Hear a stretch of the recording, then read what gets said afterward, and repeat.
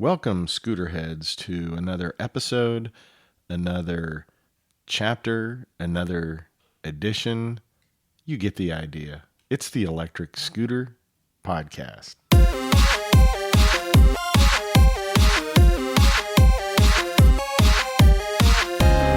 It's a new year, depending on when you are listening to this podcast. And that means the weather got cold in Las Vegas, which means everybody is sick. I'm sure you can tell in my voice that there is a frog that has taken up residence down there. So I'm going to try to make it through this podcast. I may have more music than usual, depending on how my throat and my voice are able to handle this episode. Speaking of music, every new year, one of the things I start thinking about is playlists.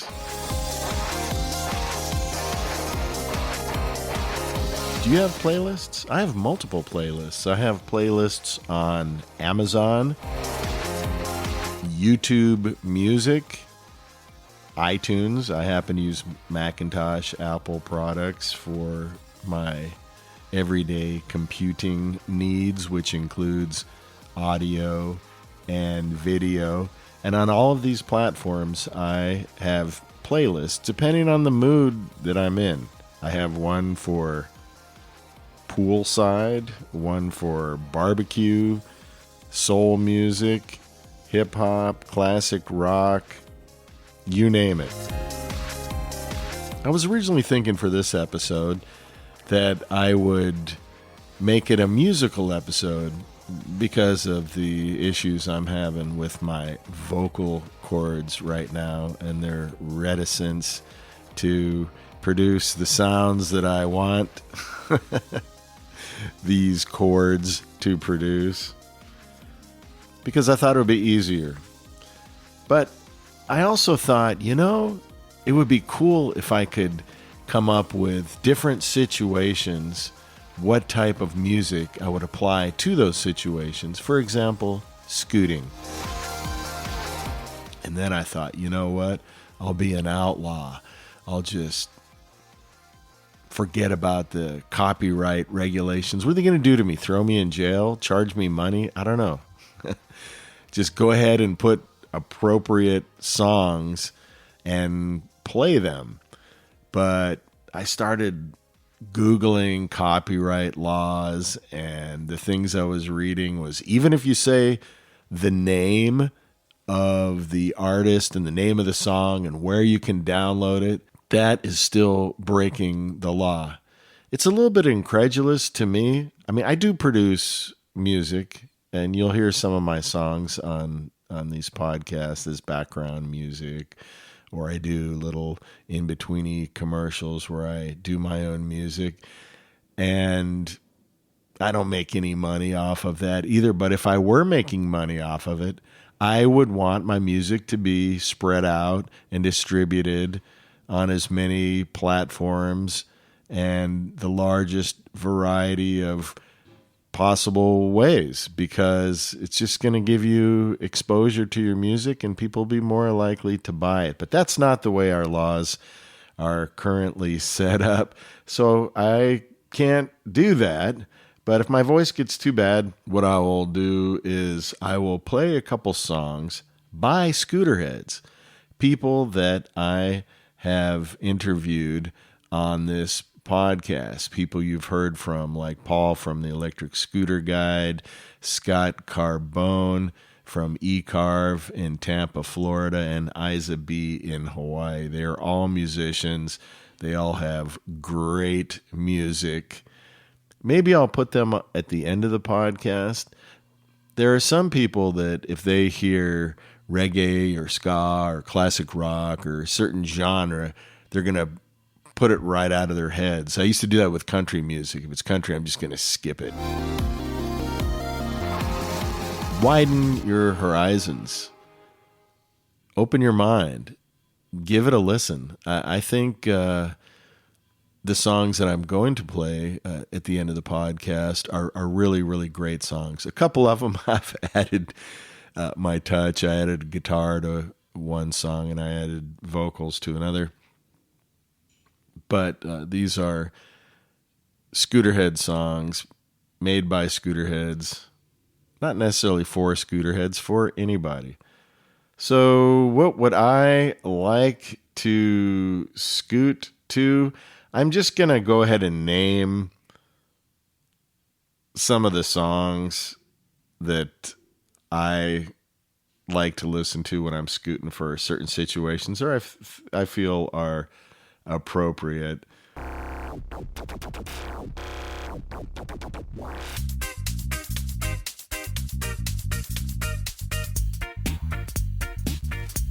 Yeah, man. It's the Electric Scooter Podcast. Ira. ESP. ESP. ESP, y'all. ESP. ESP. ESP, y'all. ESP. ESP. George Duke had a song back in the 70s or 80s called I Love the Blues. That's a great song to scoot to. I had a skateboarding accident where I broke my arm, and I think Roll and Tumble by Johnny Winter. It's a great version of that song. Of course, Roll and Tumble's been done by a lot of artists, but I love the Johnny Winter version. The reason is because it's not only important to have your scooter skills up as high as possible and practice things like I've mentioned in the past, doing figure eights, both left and right, going up and down hills, making tight turns, practicing on different types of terrain. But if you do go down, you need to roll and tumble. You need to tuck and roll. You need to know how to fall. And that is how I broke my arm. It was because for some reason I was trying to protect my head, I think, even though I was wearing a helmet. So I stiff-armed my left arm when I went down. And since I did that, there was too much pressure on the bone and it snapped in half. So the song I would follow Roll and Tumble by Johnny Winter is my own song, and it's called I'm Not a Doctor. I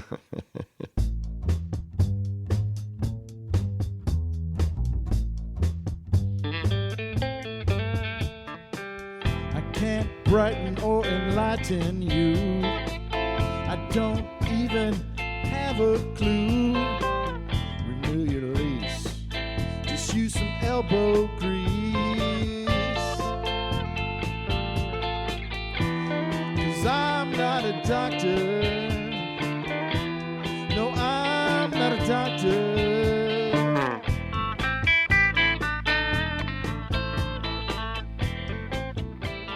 I'll include the full version of that song at the end of this podcast.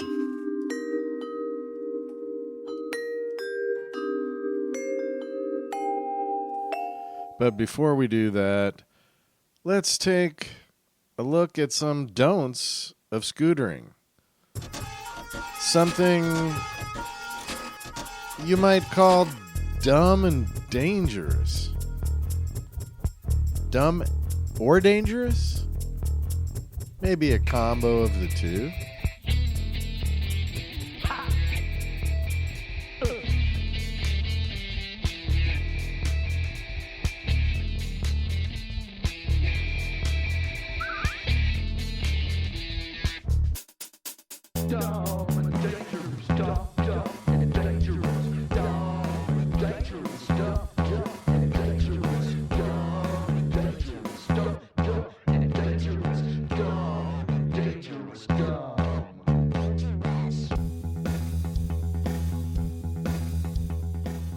Good girls don't, but I do.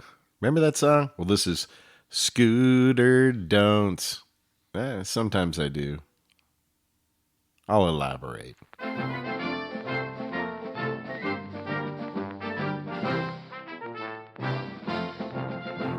Scooter Don'ts. Number 1. Don't ride your scooter with one hand. Scooters are not like motorcycles. The physics are a little different, and the angles of where you're holding your handlebars and the fact that you're standing up instead of sitting down. So it's not like a bicycle. Obviously not like a skateboard. You don't use any hands on a skateboard. If you need to signal, like to a passing car or that you're turning right or turning left and you don't have blinkers on your scooter, use your feet. It's safer to ride on one foot than it is to ride on 2 feet and one arm. You do not want to do that because it's going to throw your whole balance off. At all times, if you need to scratch your nose or something, it's going to be difficult because you're wearing a helmet. But if for some reason you're not wearing a helmet, use your shoulder to scratch your nose or pull over to the side of the road. Do whatever you need to do. Look at your phone, scratch your nose, pull on your ear, and then get back on the road. That's the safest way. So number 1 is don't ride your scooter with one hand. The next one I would say is don't ride with cruise control on. Now, we talked to Zero to Epic, and he was crossing the United States, so it made sense for him to use cruise control. It was actually a really important feature for him, putting on miles and miles. But for most of us, in town riding or commuting or even fun riding, you do not want to be surprised by taking your hand off of the throttle and thinking you're going to cruise slowly to a stop, only to keep maintaining your speed. That is an unpleasant surprise. Go into your P settings, your program settings, for 99% of the people in 99% of situations, and shut your cruise control off. Don't ride your scooter without a helmet or wearing the wrong helmet. You know, BMX type bicycle helmets, those are good for up to 20 miles per hour. If you're on a Segway 9bot Max, Fluid Freeride Horizon goes a little faster, up to 24 or whatever. You know, that's kind of borderline. That's up to you. It's your decision because those helmets are cheaper and lighter. And then you have motorcycle helmets that come in 3 or 4 different styles, but mainly full face or open face. If you like your face the way it's currently arranged on the front of your head, then you should wear a full face helmet. So if you plan on upgrading your scooter at some point to a faster scooter, or you just want to be done with it and just get one helmet to use for everything, get a full face motorcycle helmet for your melon. The next scooter don't is jumps, at least over I'd say a foot tall, because one of the joys of riding a scooter is getting airborne on speed bumps that they put in the road. I'm not going to deny anybody that, but going down flights of stairs and stuff, I've seen Ginger on Wheels do it on videos, and it's pretty cool. I don't think it's the best thing for a scooter that you plan to keep for a number of years because you're standing, as we mentioned earlier, on your battery, and flexing that battery up and down is not going to be good for the battery or the connections or anything. So don't jump on your scooter over a foot in the air. Another scooter don't has to do with the terrain. As we mentioned in Ecuador, it's better off just to avoid the rain altogether on any scooter. They do have IP ratings, some of them, but it's just you're better off, you're safer, and it's better for the life of your scooter just to stay out of the rain. But other things to avoid are sand, wet metal, and leaves, whether they're wet or dry. Wet metal's a little tricky. And what I'm talking about when I say wet metal, I mean manhole covers, things like that are placed in the road. Also, paint. If it's rained recently and there's a crosswalk, this happened to me in the Philippines. I was riding and I hit the slick, wet paint. I mean, it was dry paint. It had been there for years, but it was fairly thick, and it was just a big stripe across the road to delineate a walkway. But as soon as my wheel touched my rear wheel, my front wheel went over it, my rear wheel hit that paint, it just threw me there was no decision making involved or preparation. It threw me to the ground so fast. I believe it was because I was hitting the throttle, possibly was causing that. So sand is another tricky one, especially sand that is on top of gravel. There's a road, I used to ride motorcycles in Hawaii, and I would tell new folks, follow my line. I would be in the front because I knew every single turn and what speed I could take it at. I was on a sport bike. I wasn't on a cruiser. And the reason is because in Hawaii, we have something called pali, P-A-L-I.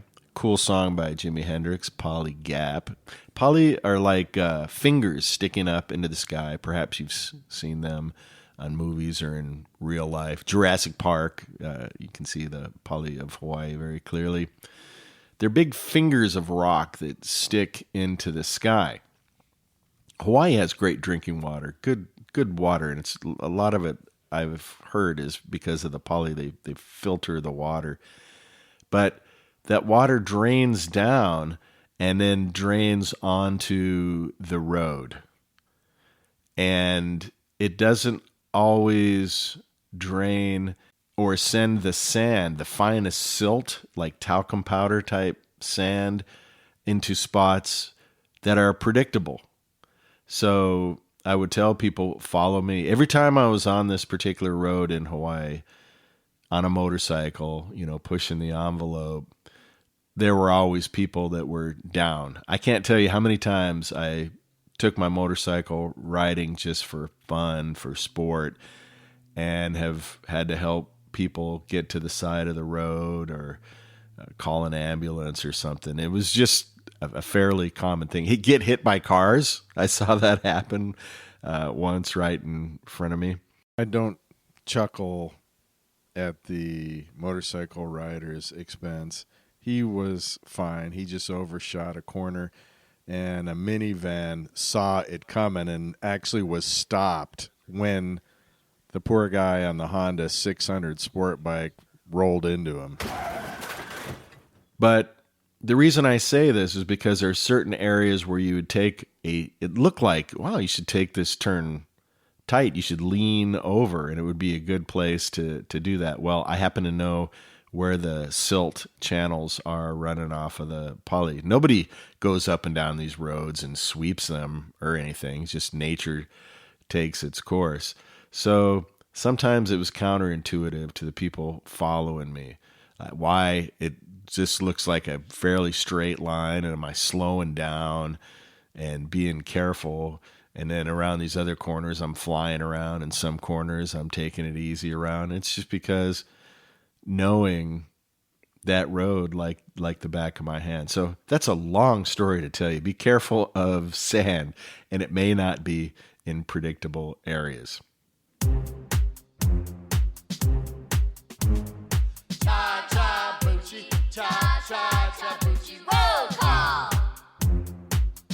The next scooter don't is lock your rear tire when braking. You don't want to brake traction because then you lose control. And if you happen to have a scooter like the new Okai or like my Fluid Freeride Horizon that has a pneumatic tire in front and a solid tire in the back, you don't want to brake traction because you're going to get a flat spot on your rear tire. And for the rest of the life of that tire, you're going to hear whop, whop, whop, whop, whop every time it hits that flat spot. But the other reason is you lose control. So when you brake, you do want to lean back and put back and down. Put your weight down low and lean back. With your weight down low, you might not endo. Endo is end over end, flying over the handlebars. And you can see folks on YouTube doing that, especially people who don't comply with the last scooter don't, which is don't ride a scooter with your feet parallel. Because when you hit the brakes, you are going to fly forward. The weight distribution, you might end up in an endo. Or when you take off, you hit the throttle hard, it'll throw your body rearward, and that is no bueno either. That's a bad situation too. And if you have a thumb throttle and your body's jerking around, your hand might start jerking around, and then you've got a thing going on to where you're jerky on the throttle and then your body's going forward and back. You can't control it. Just if you can, put your right foot forward. That's called goofy foot. If you put your left foot forward, that's regular. But in the United States, since the roads are right hand, that traffic's on the right as opposed to some countries, you don't want to expose your stomach and the front side of your body to somebody opening a car door right away, or swerving to get out of the way. I mean, it's slightly more optimal if you put your right foot forward. If you're more comfortable with your left foot forward, put your left foot forward. That's why they call it regular. That's what most people do. As a surfer, as a skateboarder, and scooter head, I am right foot forward. So I'm goofy.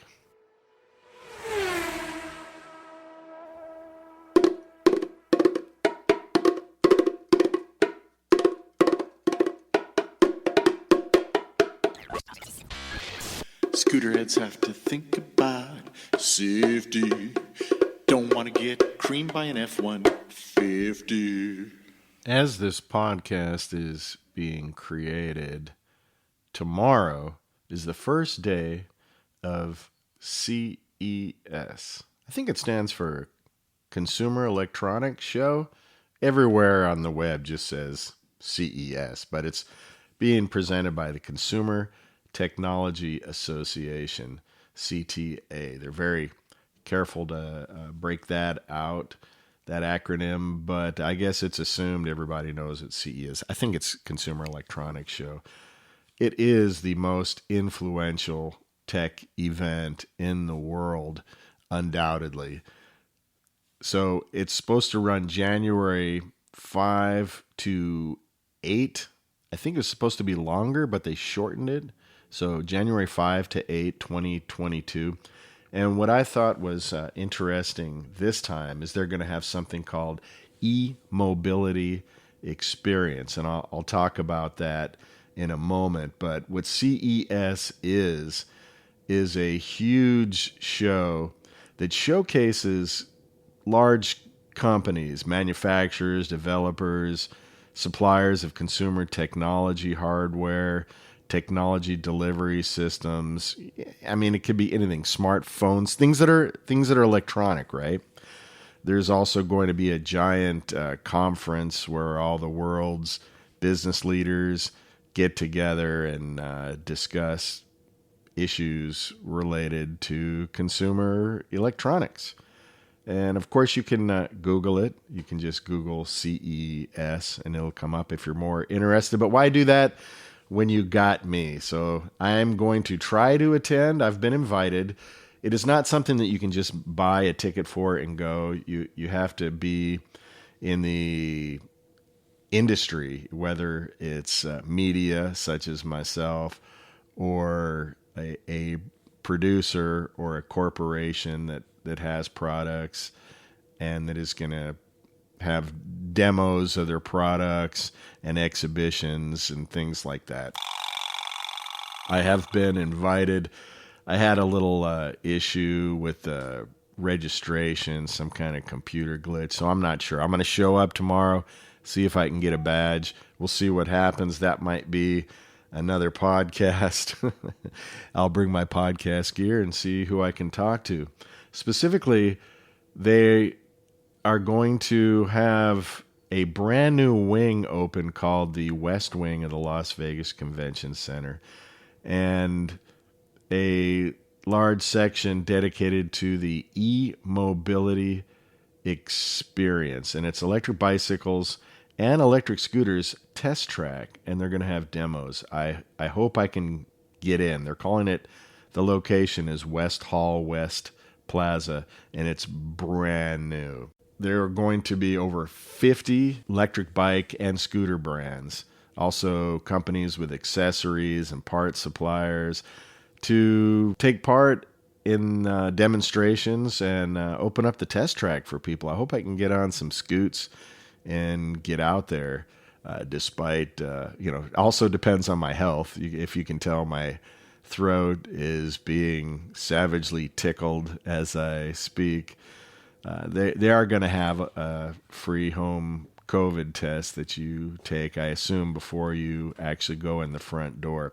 It's 65,000 square feet of test track, and it's going to have hills and ramps that are going to allow, hopefully me, to test the motors, to test handling, acceleration, and the different features that are on the new scooters. Once an attendee completes their test of one vehicle, you just drop it off and grab another one and go to town. So I hope I am going to have some good information for you on how that went. Maybe not. If I don't make it there and I can't get in for some reason, then I will just give a summary from people from the Electric Scooter Guide, or I have other friends and people in the industry that are going to attend, and I'll have them report for me. So either way, the next podcast should have something about the Consumer Electronics Show 2022 in outrageous Las Vegas.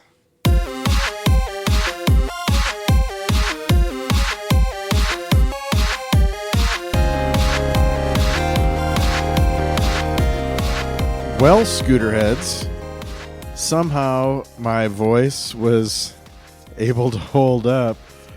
So I'm not going to put a whole bunch of music at the end to cover for my inability to speak. But in honor of my arm, which is completely healed now, I can say. It's been a year. I'm going to go ahead and play an original song called I'm Not a Doctor, just because I said I would play something.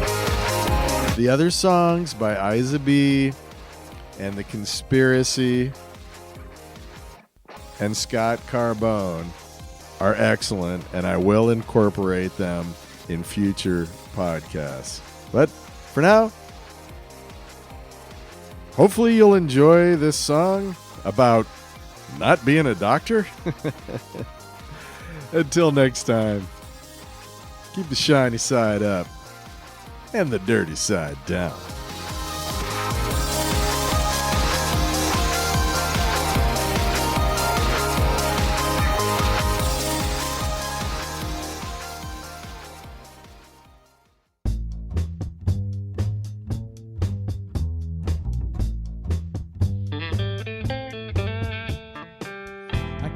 Brighten or enlighten you.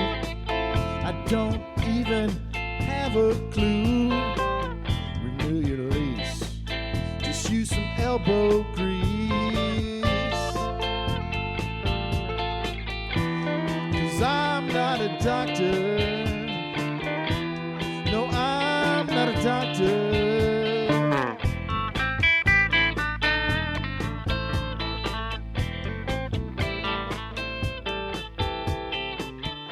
Look before you cross the road. Wait until the traffic's slowed. Watch the sun in your eye in the wide-eyed sky.